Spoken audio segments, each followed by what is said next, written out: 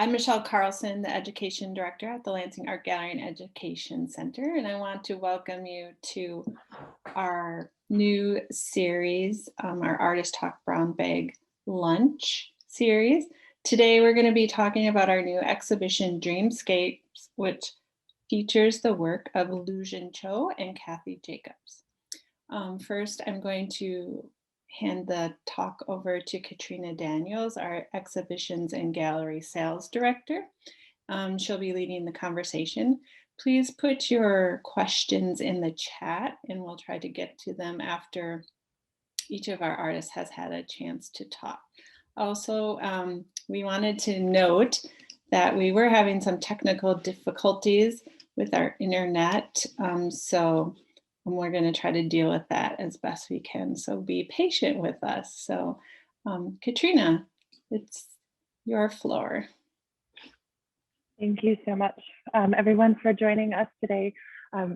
I was also having a little bit of trouble with my internet, so I am at a coffee shop, so I apologize if you hear the noises of coffee grinding and milk steaming in the background. I'm going to do my best. I just wanted to thank everyone for coming today. Thank our team at Lansing Art Gallery and Education Center for making this possible, as well as our incredible donors, board of directors, volunteers, and also George Orban and Ray Ramsdell, who have generously sponsored this exhibition. And we are going to start today where both of our artists are going to share a little bit of information about their work, including images, and we will allow them to share a little bit more about their process and their work, and then we will invite the opportunity to have questions later. So Luzhen is going to start and take us on a journey through a little bit about her work and her process. So Luzhen, welcome, and thank you for sharing your work today with us. Thank you so much, everybody, Michelle and Katrina and Julie and Cathy. Thank you so much and for providing this wonderful opportunity. And yeah, my name is Luzhen and I come from China. I've been living in Metro Detroit for 23 years. So sort of like I'm a Detroiter now. So yeah, and I did my undergraduate study in China. And I went to Wayne State for graduate study. So, and I'd like to share my image with you guys and talk a little bit about my work. Okay, so I'm gonna go to share screen.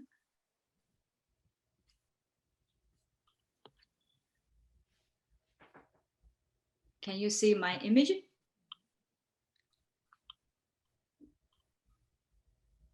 So this is my hometown, my parents' window view. Just to give you some idea, I live in Hangzhou. It's a city with more than 2,000 years of history. And my house was kind of located in a famous scenery called the Purple Mountain over there. So a lot of my work is associated with the place I grew up. So this drawing, I'm going to show you the media as a color pencil on layered Mylar. I creating my drawing by use color pencil on layered Mylar. So the media allow me to build a space of depth, and I wanted to creating stories. By post the Chinese textiles and legend, the memories, fragments of a memory from my childhood. So I want to making kind of a childhood wonderland.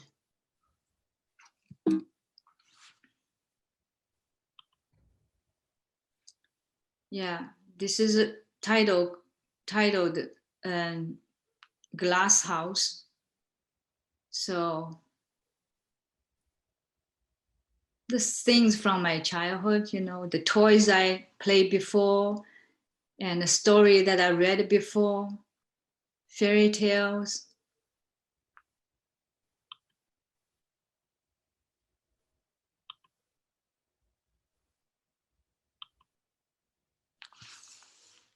This is the detail of that, one of the drawing series.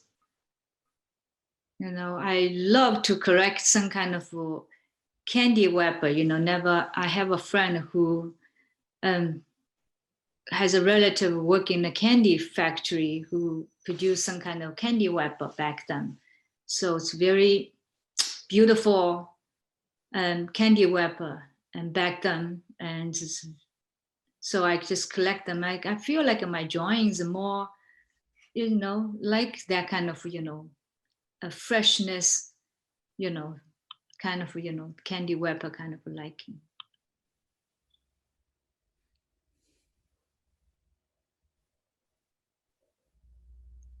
Yeah, I come by some story that classical novels I read before. So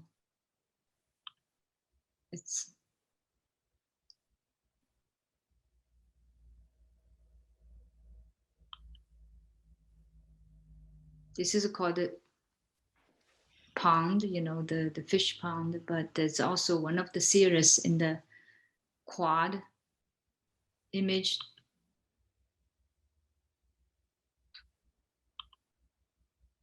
This is Purple Mountain first one.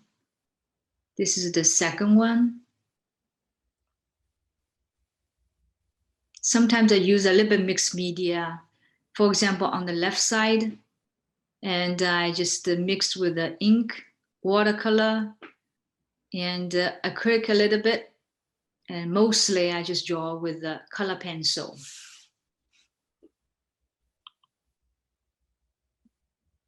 This is the third one of the Purple Mountain series.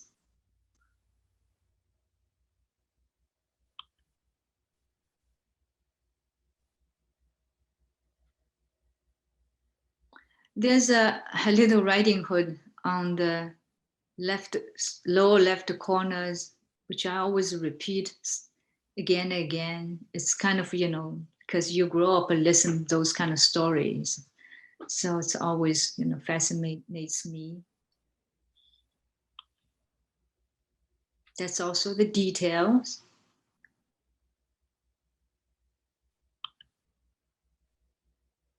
Another details of the Purple Mountain.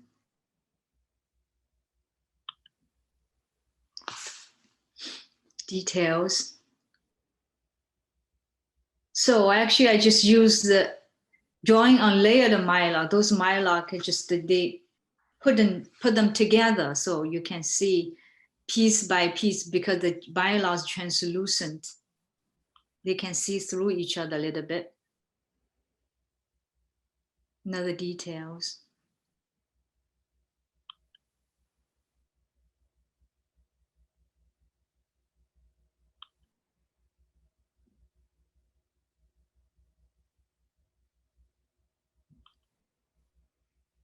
And also I work with the mixed media too. And in the meantime, I just back and forth, drawing and with the representational work, which I just showed it before. Now I'm going to show you a little bit, the abstract one.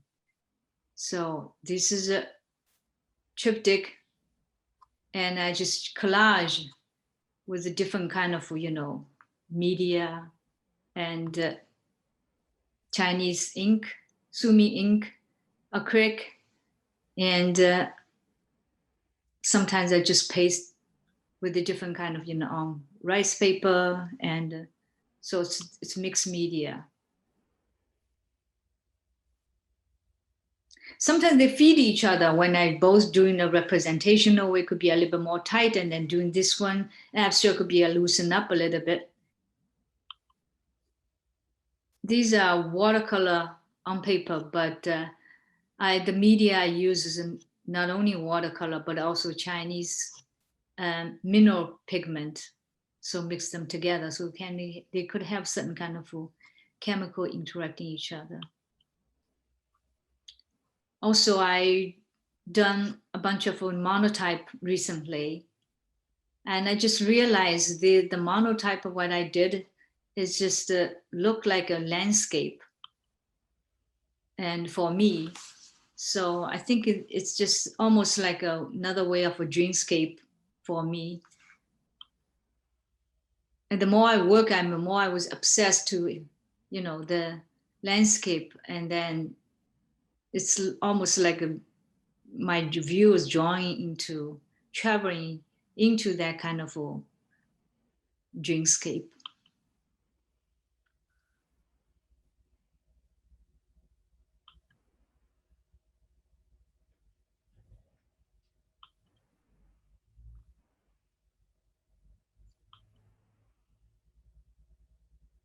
And the Sumi ink actually is very, I just figure out it's so delicate. You could have a different kind of, and it's it's almost like a needle, you know, the dry point with like pre-making intaglio. So that I just love that kind of quality. It's so detailed.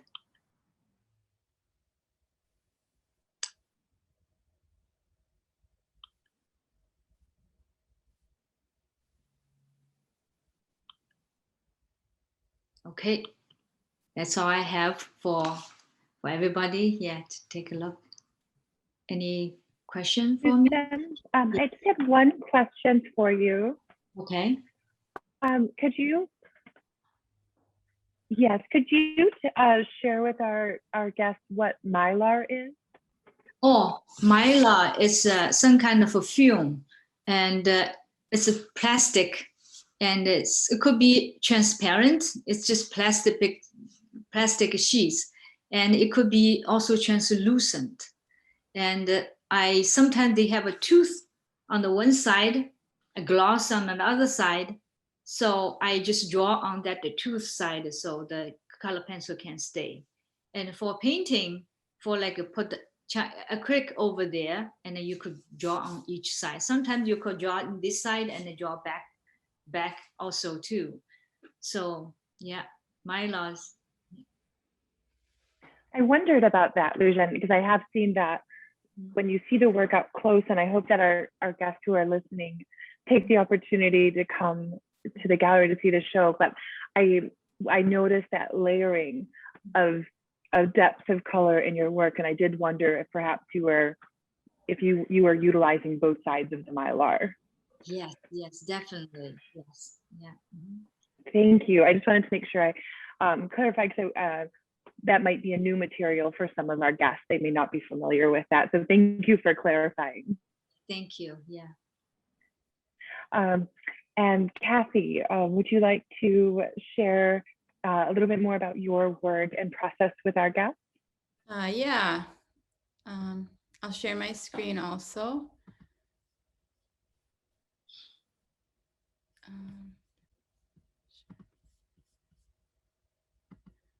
Yeah, so like Luzhen, I'm also, I think of myself as a painter. I've painted for many, many years.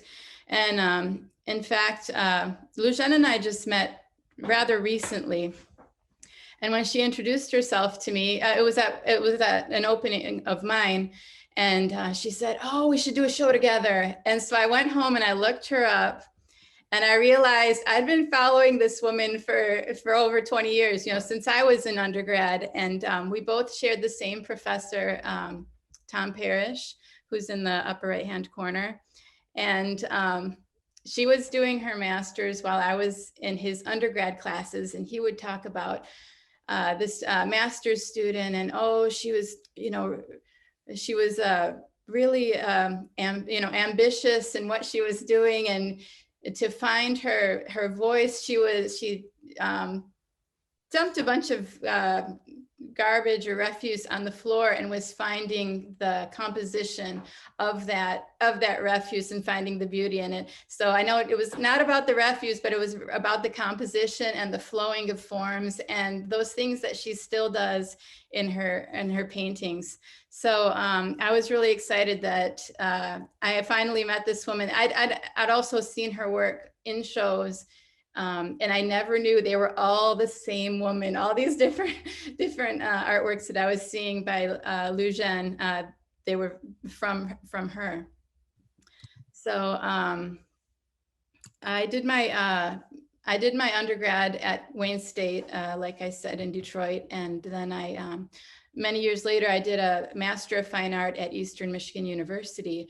And in the time in the master's programs, you mix with a lot of other the people that work in metal and fibers. And one of my friends who was in fibers told me I should try fibers because of the type of paintings I was doing.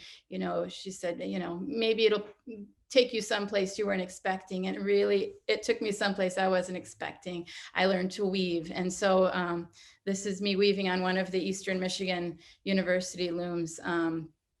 The types of weavings that I have in the show right now at Lansing, where it's many layers of transparent fabric. And this is how each layer is composed with different lines. Usually a regular piece of fabric, the entire, it would be all blue. It wouldn't have these strips going. It would be a solid piece of fabric. So here's a close-up of some piece. It's 4 layers of fabric and shadow. And so this is one of the pieces in the show that I have called Aqua Song.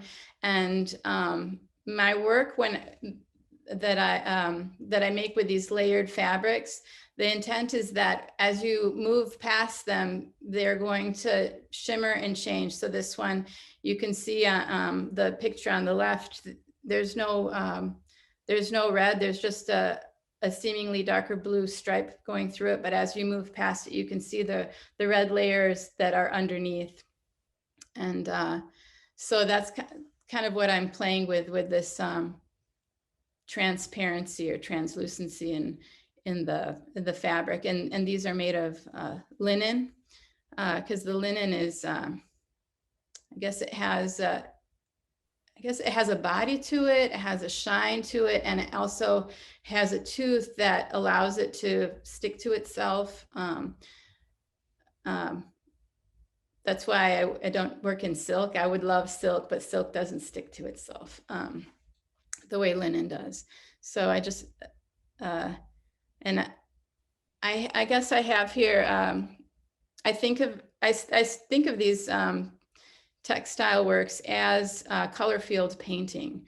So it's like an expansion on painting, and some a certain artists that would be kind of what I'm thinking about, but in 3D would be Mark Rothko and Kenneth Nolan's abstract minimal works.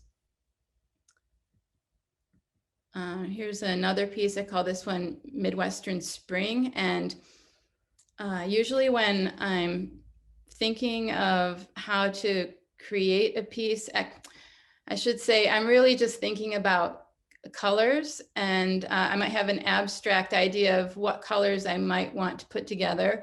And then I design, I might have a simple design that I'm going to play with those colors with. And so the outcome, I don't necessarily know where it came from, but this one, as soon as I finished it, I thought, what? I'm so tired of these colors. Where did they come from? And I went out of the studio, and all of the colors that were in this piece, there were puddles on the ground that looked purple, and there was wet bark that looked orange, and the sky being this blue, but it was still a gray day. It was just all the colors were there, the green grass, the new grass. Now I realize that the colors that go into the work are really what I'm seeing on a day-to-day basis. So it changes with the seasons or changes with what's going on in my life. And here's a close-up of those colors, the sky, the orange bark, the purple puddles, and the new bright green grass and actually we've got some dried dead grass in there too. Here's another.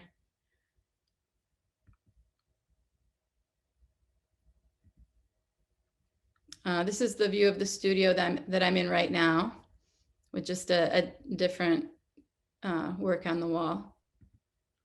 And these are the yarns that I weave with, the linen yarns.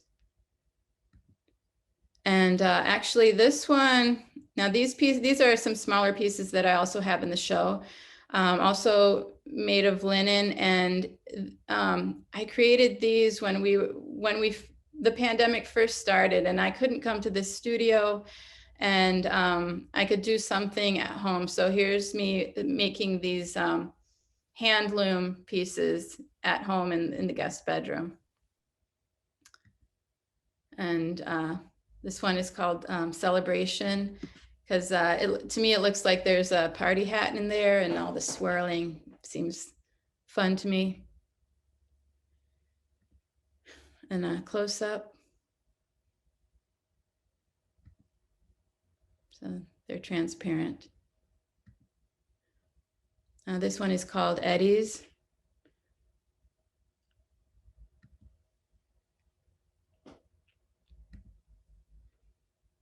And my husband always has a beautiful garden that blooms all seasons. So there's got to be flowers in my work sometimes also.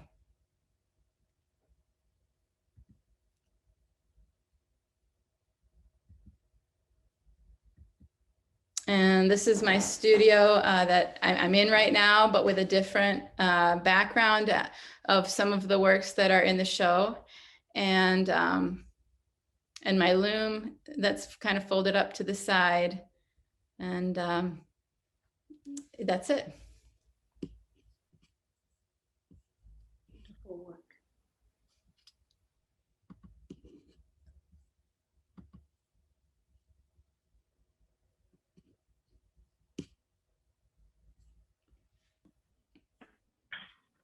Thank you, Cathy, for sharing.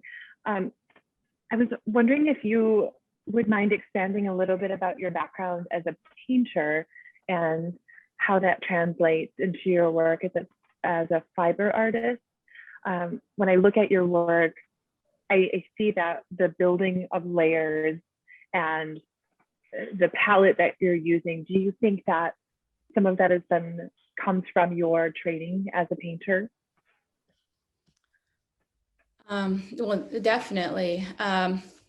Actually, as a painter, I was always thinking about color, light, and seeing through to the back of the canvas. So how much light can I get to bounce off the back of the canvas? So I was always thinking about many layers. And when I started to weave, and I don't know, it was pretty immediate, this layering that I was doing with the weaving. Oh, actually, I told this story last year, but I was layering silk organza. And when you layer silk organza, you get a moire effect. There's like a wave that goes on that's just an optical effect. And I was interested only in that optical effect to get this false wave going on. And I thought, if I make this silk organza huge, you'll be able to see that wave from across the room. And so linen, the first things that I wove were linen, large, linen pieces that you can see through, and they did what I wanted them to do. And so it was like everything I was looking for in painting, I found it in textile. So it's interesting because I would look at textiles to be inspired to make paintings, but now I make textiles about painting. So thank you. I also wanted to mention that, Luzhen, you sometimes have fiber in your work as well, correct? Yes. And are you incorporating fiber through embroidery of Yes. Of the work? Yes, absolutely. I just love, I don't know, naturally, yeah, I'm a woman, I like kind of, fiber, material, and, needles through. And actually, I could show you some image of mine I did for installation. And it's just, and yeah, it's just I think the fibers, it's talking to me, and it's multiple layers, and it's more personal even sometimes could be. So I'd like to share, a little bit maybe. Oh, sure. Yeah, Luzhen, we would love to see. Yeah. Let me see.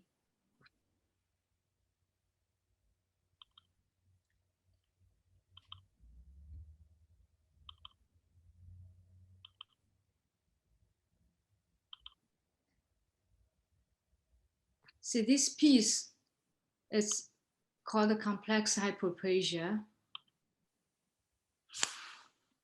And it's just naturally, I just like to, use fibers, the thread, needle, and even with the thing, the Chinese character, I sewing over their form, sewing a Chinese character into, a drawing, and also use a needle to build up layers. So, and just naturally, I just fall in love with this kind of, sometimes I sew direct into a drawing, so yeah, it's yeah, I love to use the fibers. Yeah. Thank you. Yeah. Thank you, Luzhen, for sharing. One of the things, if our guests haven't had an opportunity to see your work in person yet, is just like the marriage of your work together is so beautiful.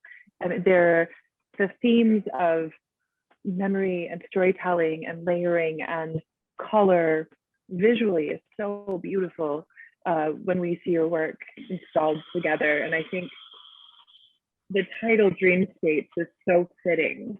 I mean, it feels ethereal and soft and just really, really stunning.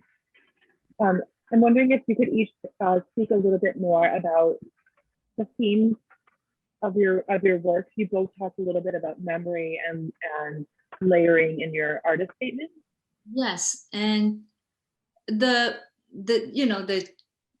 drawing that use the color pencil on layered Mylar. Those series is for when I was in the middle age, and I start to have this nostalgical feeling about my the homeland, hometown, and so my drawings are not about the reflecting how my hometown look like now. No, not at all. Nowadays everything it's become more industrial, more, it's more about anyway, but it's all about in my memory what I want. It's my wonderland. So it's like I creating this my own little fairy tales, and through visual language.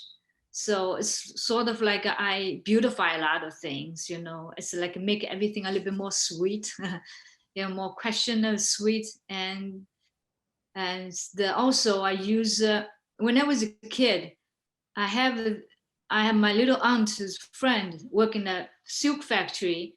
So she gave me a sample of a silk fabric, and it's so beautiful, soft, and with the Chinese traditional textile over there. So every night I have to go through each piece by piece, and I imagine myself can dive into that textile, live over there, hiding myself inside of the image, and have my own little story, and imagine all those Chinese classical, the story from classical novel, and those roles, those people live with me.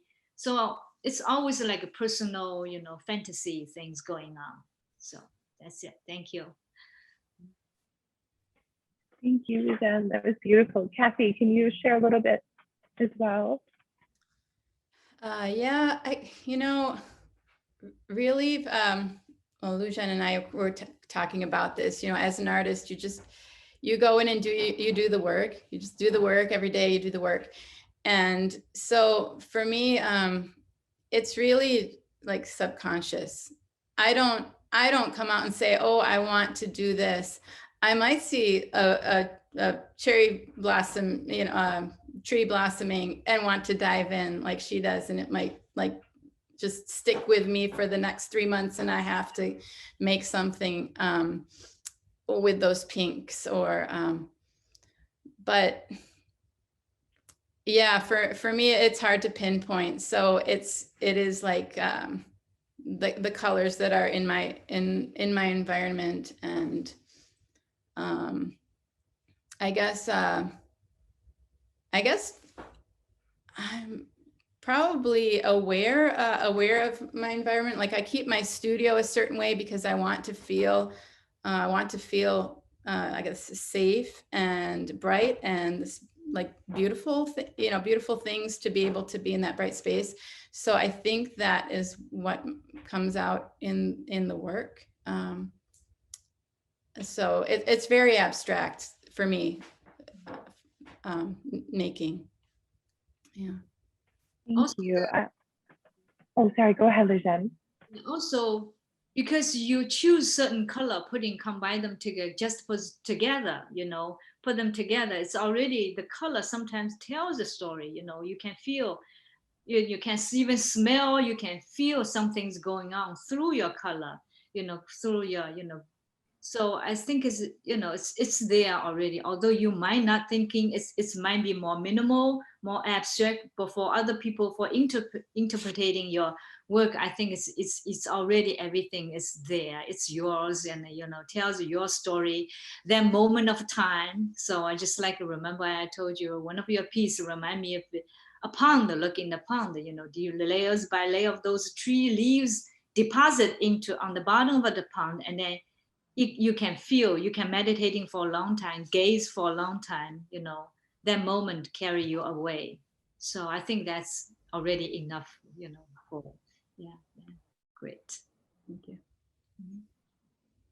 Yeah, I do think this show has a beautiful meditative quality to it. When we were installing, we made sure to include seating in the exhibit because I really want guests to come and sit and take the time to just be in the space and take in the show, and just experience the environment of it. It's really special. We do have a question from an audience member I wanted to share before it got lost in the shuffle. This is for you, Cathys. The guest wanted to, she noticed the wall hanging behind you, and noticed that it's more linear than some of the other work that she's seen in the images that you have shared, and then also noticed that there were stronger horizontal lines in this work compared to vertical. She's hoping that you could share a little bit more about that. Yeah, I guess it's through experimentation of different types of screen, creating linen screens or working with fiberglass screen. And this one is metal, so it's it doesn't drape. Well, no, yeah. So I don't know what to show you, but it's. I guess the vertical, I've been doing a lot of vertical because that's the natural way that something will come off of a loom. But I have all these ideas for other scenarios, but the fabric that I'm working in has to allow it. And the little pieces that I have in the show, those are also screens, and they're 12 inches by 14 inches, the picture part, but that takes an entire week just to make one. So if I were to make one, this big with several layers with all these swirling things, I'll be there for a year, and it might be worth it, it might not. So I don't know. There's all these things to take into account with time and energy. Maybe I'm going on a tangent, but time and energy. And after all, I think we as artists, we want to make works that we can share with other people. And so when I I've done it before where I've spent 7 whole months just on one piece, and it was heartbreaking for me because it was beautiful. Some people say it was the most beautiful thing I've made, but how can I just do one little piece for 7 months with nothing else? Usually something might take 7 months and you're also working on other things here and there, but yeah. But the work's beautiful. Yes. So that actually kind of leads me to one of my questions that I wanted to ask as both of you is, what draws you to the materials that you use? So it sounds like sometimes it's what qualities the material has in terms of functionality, or maybe the what kind of story you're trying to tell. But I was wondering if you both could share a little bit about how you choose the materials that you work with. Luzhen, would you like to start? Sure. And I think each painting will be different. Sometimes I'm doing the traditional just oil painting media, and just go ahead with the all the media has their profound history of that, so handling to how to. And sometimes I just choose different ways. It's just that I myself would love to explore more possibility. And for example, when I making some abstract painting, and then I just realized that build up layers. If I want to just choose multiple kind of media, for example, the acrylic, and also the watercolor or something collage, putting them together. So it just depends on how it speak, the image look like, perfect for me. It's not like I want to do that. It's just it's just like the result looks good and I just do it. I remember last year I was kind of doing some, cyanotype, and cyanotype is sort of like old traditional photography kind of method, and use some kind of chemicals, for sunlight, whatever. So, and UV light. So, and I just fall in love with that. With certain, image, I just feel like this is so neat, so delicate, and it could be very detailed, and especially the blue, it really speak to me for certain kind of thing. So it depends. So I'm kind of, willing with deal with all different kind of material, just like, the color pencil on layered Mylar speak to me that, tells this little fairy tale fits I just feel more comfortable. So I would just work it with that. And also later on, maybe I would love to explore with the sumi ink with something else. And then I just feel like that might be even more interesting. So so it could be shifting around. So yeah, thank you. Yeah. Thank you. Yeah, for me, I think it's shiny, colorful, richness. Even when I was doing oil painting, I would want it to have a shine to it, not glossy shine, just some sort of a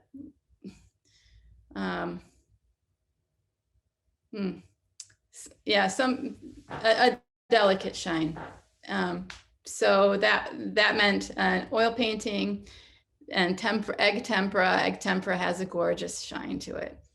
My linen, this metal. So yeah, I think that criteria will take me to a lot of different materials. Oh, absolutely. So another one of our questions that I wanted to ask is, do you have a piece either in this show or that you've been working on that really resonates with you most? Or is there a piece that is really important to you that you're working on right now? Cathy. You think that's kind of a hard question, because my works are all my babies. I mean, Yeah, like there's the delicate white one that's in the show.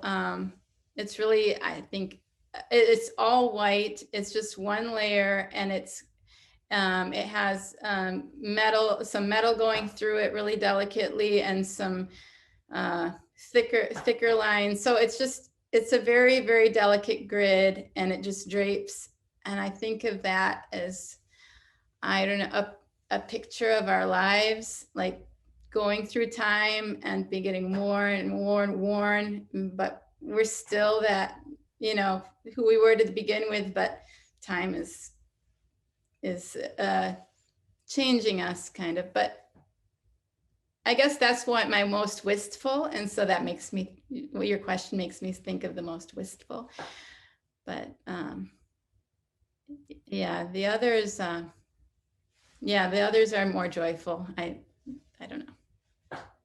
Too. It's just it's harder to say which one is my, the favorite, or maybe represents me the most. I always feel like there's a couple of pieces that it's more personal. It's really more personal involved, more time and more emotional into that. There's a couple of pieces might be a slightly less, but I always in my mind I'm gonna have I might come up one day. I'll come one piece that really resonates myself. I always have that hope. Maybe one day I have one piece really satisfy myself. That's gonna be my, really good piece. I always have that in hope in my mind. So maybe keep me going a little bit.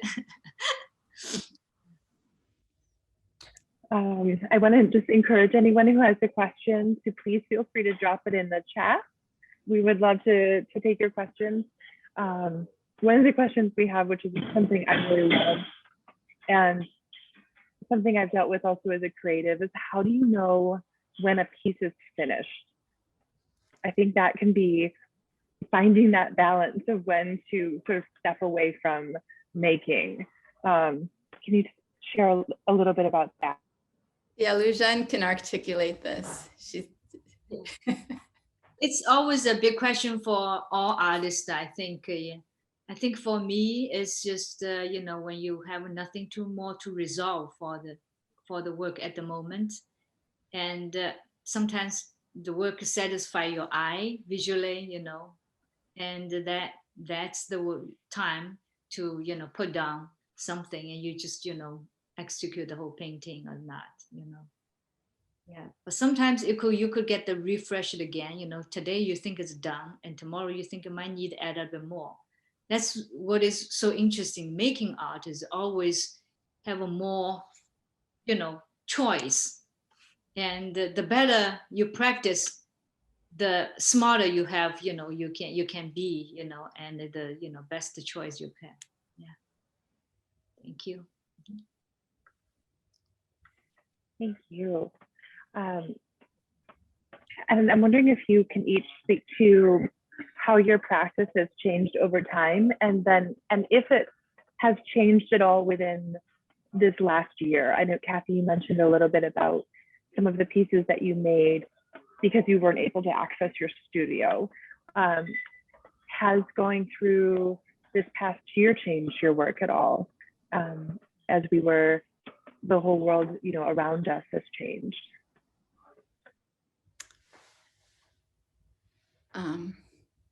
Yeah, I already showed the way mine has changed, but Luzhen, yours has definitely went through a change this year, like an emotional change, an emotional shift.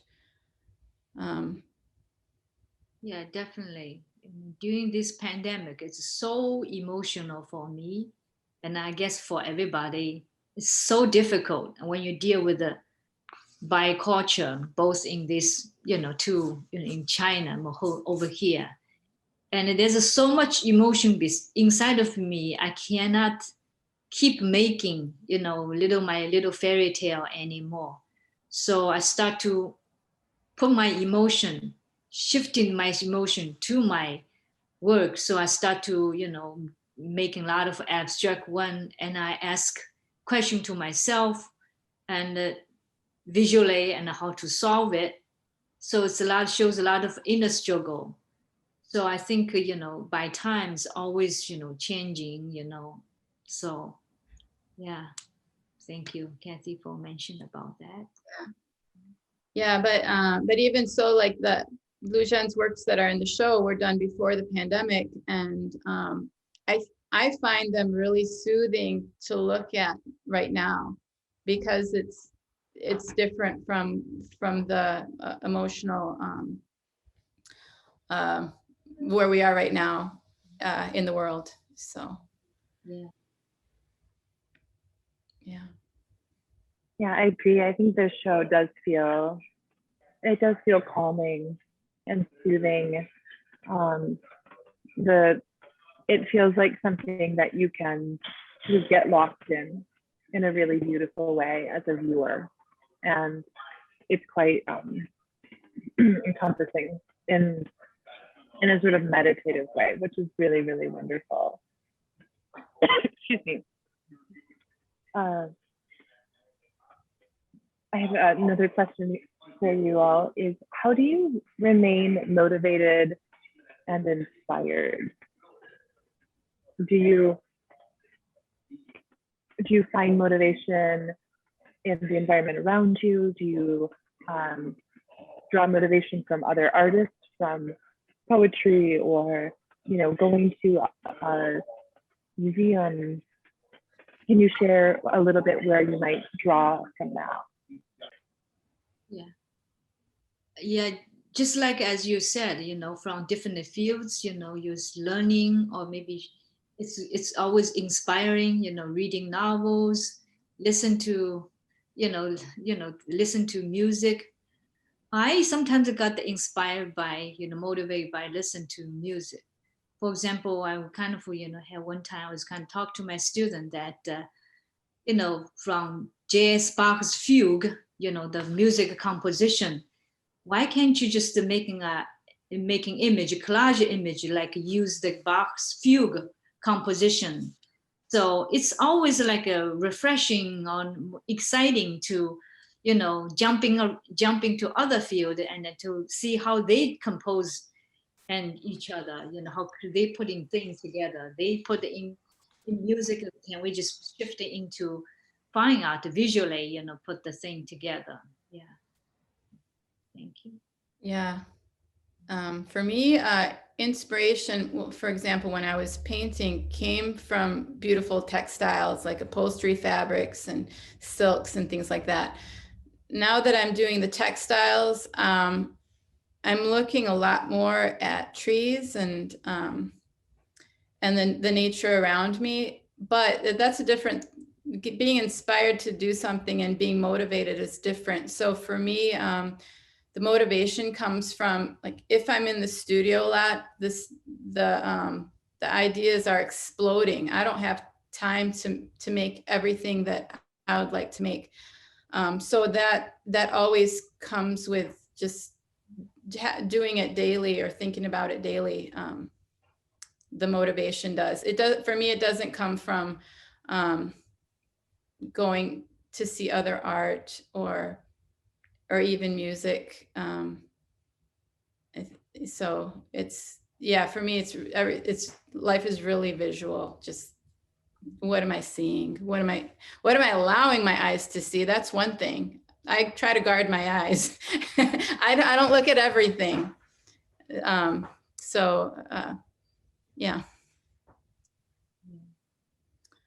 Kathy, I'm wondering if you've been working a lot with linen, and you mentioned that silk doesn't does it work for you? Just doesn't have the needs for you. Are you ever interested in kind of looking at how yarns or threads are spun, or even getting closer to? Have you ever been inspired about like the actual making of these fibers at all? No, that frustrates me. Please, like one more process, I can't take it. It's like being in the fiber studio in at the university. I just couldn't wait to be done learning a process. Painting it's like, there's a process you make, like the process part is making the canvas, and then the rest is thinking. So it's like a thinker's medium. And process, no, someone else, please make my yarn. Yeah. As you were talking about, I was just thinking kind of what that would be like to see, you know, seeing that even in a more like raw kind of state. But I can totally understand why that wouldn't hold that interest for you.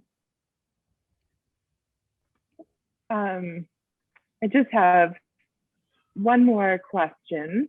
And again, if anybody has any questions, please drop it in the chat or a comment.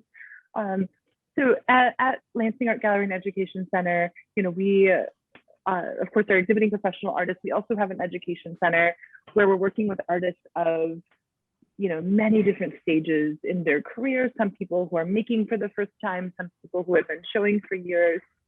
Do you have any advice for emerging artists? You know, anybody who is beginning their practice that you have found maybe that's been helpful for you, or maybe something that someone, a mentor of yours shared that you would like to share with our guests? Yeah. Oh, did you want to start, Luzhen? Okay. Yeah. Thank you. And it's well, I consider myself as like a, you know, always an emerging artist. So, and I told myself if I have a harder time, and I was remind myself to thinking about the original motivation for making art, or maybe choosing this art as my major, and so that might keep me going. And I also told my student, and I said, you know, make sure before you choose art as your major, as your career, make sure you love to make art that much, and or love art that much, so so you could just stick your lifetime, you know, with it. Sometimes, you know, being an artist is really quite, it's very interesting, you know, because making art itself is like a, it's very fascinating thing, but also it could be very challenging being an artist, you know, live as an artist, you know, support yourself. Yeah. And I always just say, keep going. When I was in undergrad, and I had the professor, Tom Parrish, that I showed you a picture of, he'd always see me. I was always in the studio, and I was always all serious. And he's like, Cathy, you got to calm down. He said, painting is an old man's game. And what he meant was, it's not all going to come this week. Because you're in the studio all the time. It's going to take many years, many decades.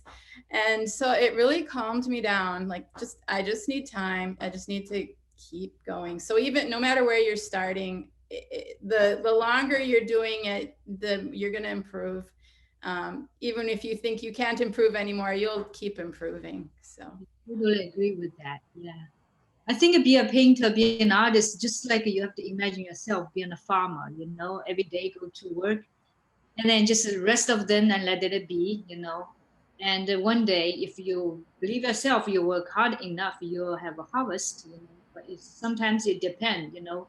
It was good year, you know, you have harvest. Sometimes it doesn't come out very quite as you expect, but other times you could just being a, you know, prosper with, you know, with certain, with your work.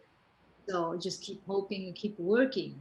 Tom Parrish is my advisor too. So I kind of, we talk to each other through, and I witnessed her, he's painting. He's such a diligent painter, and it's inspired me so much. Yeah, every day he's painting, and just like a painting become like it just as just you know, common as breathing the air. So it's just you know, it really inspired me, you know, my advice. Thank you so much. We we're wrapping up. I wanted to just acknowledge, I love that analogy of an artist being analogous to a farmer and having to put in the work. And, you know, sometimes it works and sometimes it doesn't. And I think sometimes as creatives, we think it's going to happen like this. And it doesn't always. And sometimes it doesn't happen well, but we still have to work towards it. I just wanted to thank you both so much for taking the time out of your day to share with us. This has been really meaningful for me, and I'm sure it has been for our community as well. I love these experiences of being able to really talk and hear directly from you both. So thank you. I would really hope our guests come this Saturday. There's an opportunity to see the show, to meet our artists. I did drop a link in the chat for anyone who wants to schedule an appointment. It is free. We would love to see you. The show is beautiful. I really encourage you to come to the gallery to take a look in person. The photographs and the presentation that you've shared is incredible, but just the nuances of this exhibit, I think are really best seen in person. So I encourage you to come out and see the show. So I just want to thank everyone for taking their lunch hour with us, and we'll stay on for a few more minutes just in case anyone has any questions. And thank you all, and I hope you enjoy the rest of your day. Yeah. Thank you. Thank you, Katrina, for working so hard in this difficult time, you know, and it's so diligent, you know, working hard and devotion to the gallery and helping artists like Kathy and I give us this wonderful opportunity. Thank you so much. Yeah, I really. It is my pleasure. You both have been such a pleasure to work with. Thank you so much again for doing this. We really appreciate it. Yeah, thank you. Bye now. Thank you to everyone. Bye. Bye-bye. Thank you.